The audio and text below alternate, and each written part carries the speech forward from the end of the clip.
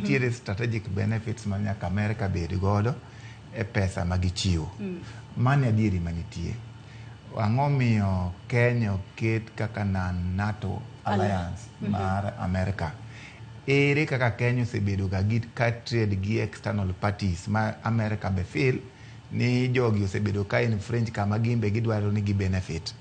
Inyalo yudo ka Kenya osebedo ka trade machiegni gi pinje mag China, inyalo yudo ka osebedo ko trade machiegni gi pinje mag India. Tang'o miyo koro America biro as a strategic alliance e piny mar Kenya. Manyiso ni winjruok mane nitie kind piny mar Kenya gi piny mar America strategically nitiere gima wen ka.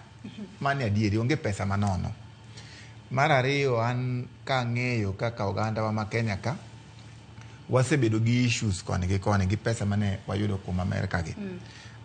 Iyudo ka ndara ma jo America dwa loso is almost a 10 billion road per kilometer. Mane adieri. Manyiso ni kigoye mita achiel kama, ochalo ni odwa bedo malach nade nikech mita achiel kende dwa los gi milion 10, nikech 1000 meters kelo kilomita achiel. Omiyo kidwa ng'e ni ere kaka ndara ni kowe lwetwa kendwa kaka jo Kenya gi gima waseng'eyo gi weche mag mibadhi, bobro lose to the